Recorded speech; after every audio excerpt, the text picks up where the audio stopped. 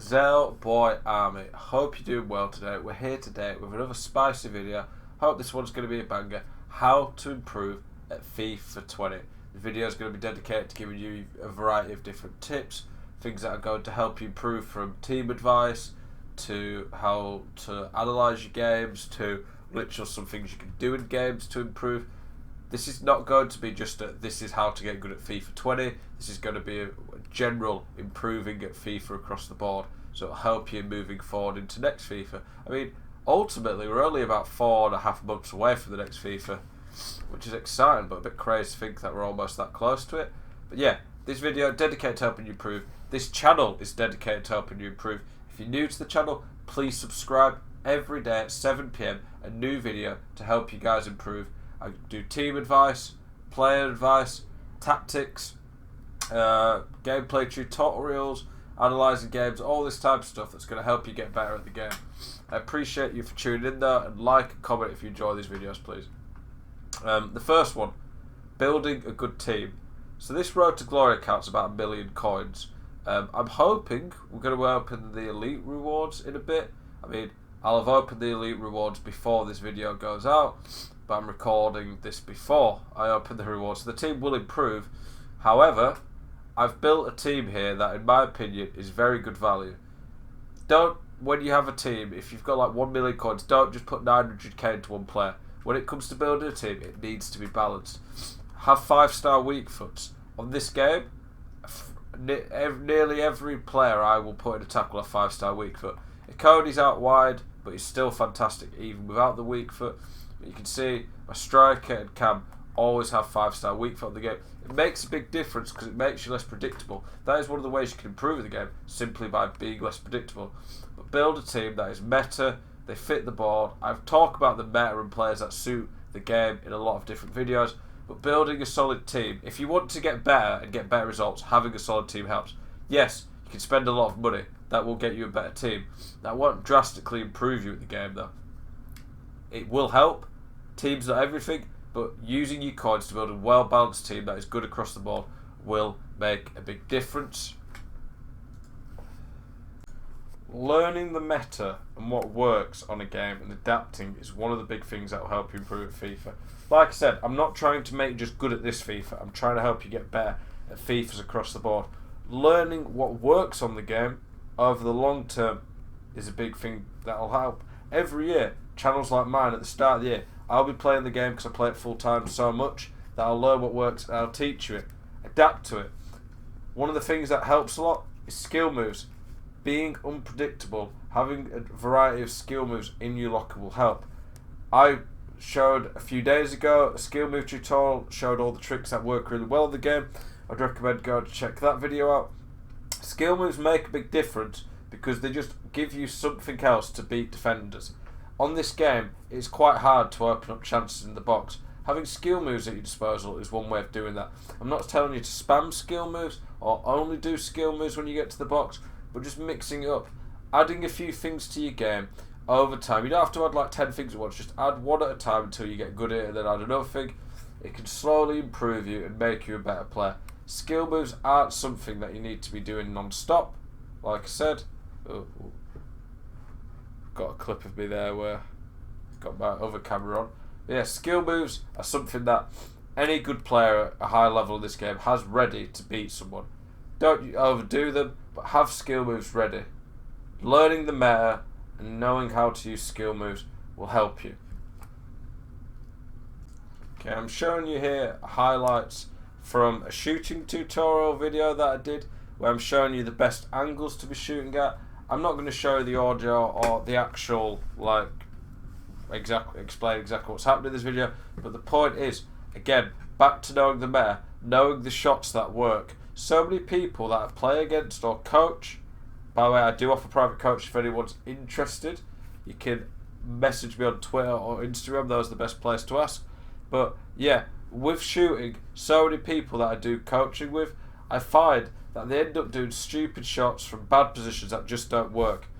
So many people complain about the game where they have like 10 shots to the opponent's 4 or 5 and they lose, but most of the time, you do have games where it just nothing goes in even when you're doing the right things, but most of the time, people are just using the wrong shots Using the right shots in the right positions with the right players will make a big difference to your game. It's the same every single FIFA. There's a type of shot that works.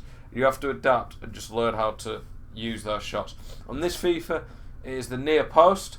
The near post power shot works better than any other shot in the game. Occasionally you might want to hit it far corner with a finesse, or even if the keeper marks the near post completely, you might want to go for the far post still with a power shot. But in general, the meta this year is hitting it near post. Keepers really struggle with that, and it is the best way to be scoring goals. Learning that every year is a great way of improving your game.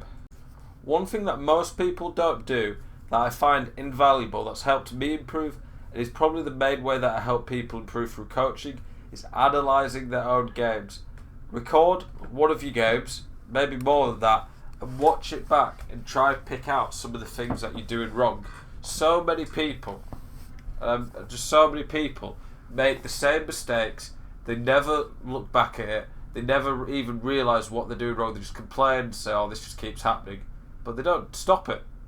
If you don't want to watch full games back, just watch the goals that you score. Is there a pattern on how you're scoring goals? If there is, keep doing it. Is there a pattern in particular on the goals you concede? Do you keep making the same mistake? If you keep making the same mistake, use self-analysis to try and look back at it and see how you can improve. I offer gameplay analysis as one of the things I do in coaching.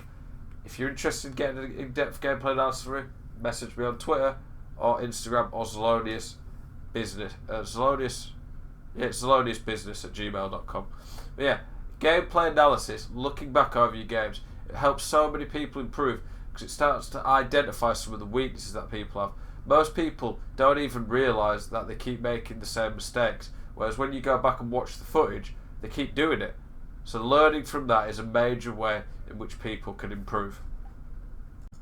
Another one that I find a lot of people don't use effectively enough is set pieces. Again, every FIFA there is a particular way of shooting on free kicks, or whether it be passing on free kicks or how you take corners that works. Here on this FIFA, that's the technique there. If you're 20 to 25 yards or metres out, you aim it just above the bar and put topspin down with a good free kick taker in the top corner.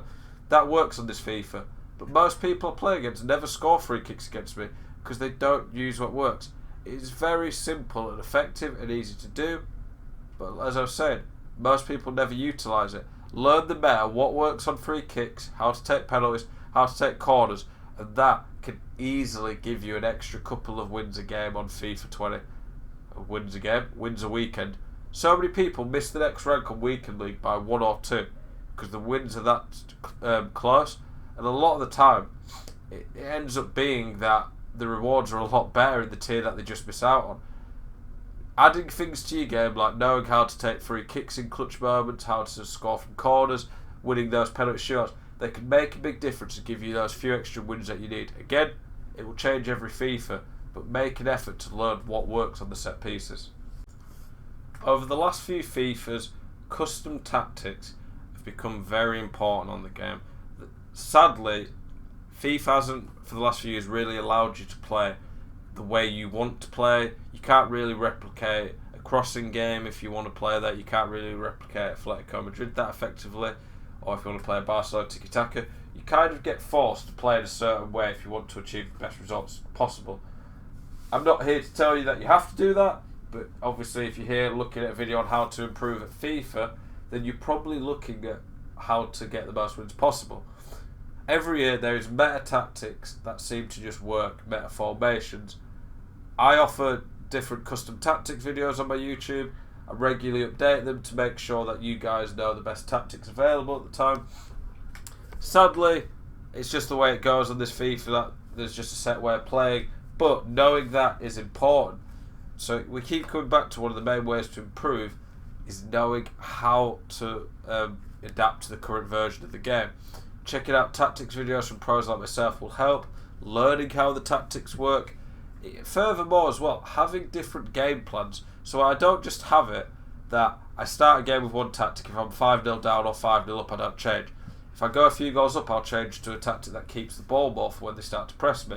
If I'm losing by a few and they start to keep the ball more, I'll go to a tactic that I can start pressing them more. You have to adapt to the situation in the game. So many people just play one-dimensional FIFA. Mixing it up can make a big difference. A few general tips that I can give would be, in Weekend League, spread your games out. These are just general tips for getting more wins in Weekend League. Spread your games out.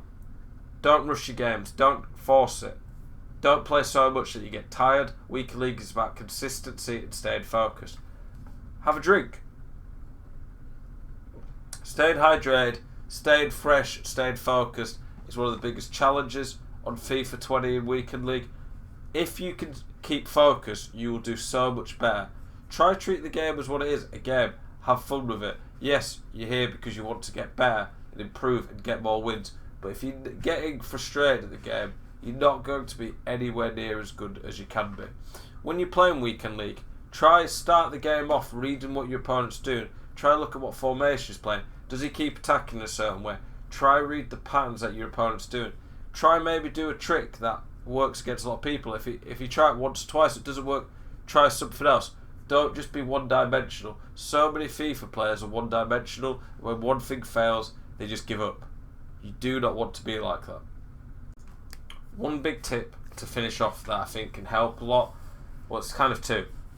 Find a practice partner that you can play with, someone around your level or slightly better, someone that will be able to help points to fight in your game, you can help points to fight in their game. You can learn playing against each other.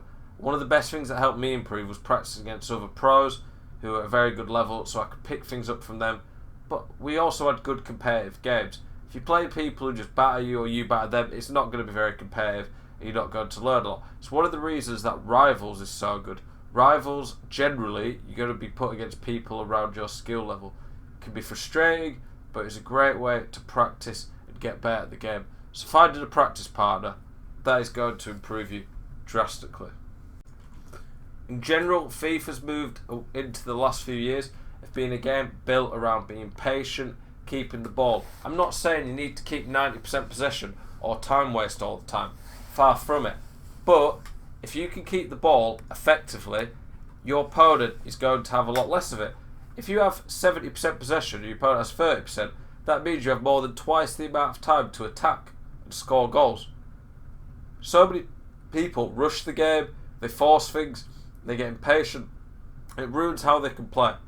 You don't want to be rushing the play. You want to play the game at your tempo. Don't let your opponent get control of the game.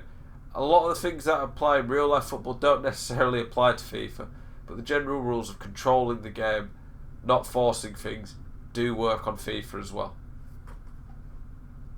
Guys, I hope you enjoyed this video. I hope it's helped you a lot, helped you learn a lot of new things, or not. You might not necessarily have learnt lots, but might just give you some more ideas to think about that long term, if you can implement them, will start to help you improve at the game. Last thing I'd say is, if you really wanted to improve at FIFA, the Underdog Gaming Patreon is a great way of improving. There's a link in the description below. We're nearly at 100 people, a community full of people looking to get better at the game, run by me, Jamboot and the FIFA analyst. Lots of people improving, and I think it makes a big difference. And we've had lots of people going from Gold 3, Gold 2 to Elite, getting the best ever Weekend League finishes. Make sure you check it out. Boys, I'll be back live tomorrow. Live tomorrow. Back video tomorrow at 7 PM. Hope you've enjoyed this video. I appreciate you guys so much. Thank you so much for watching the support show, the channel. Have a spicy one.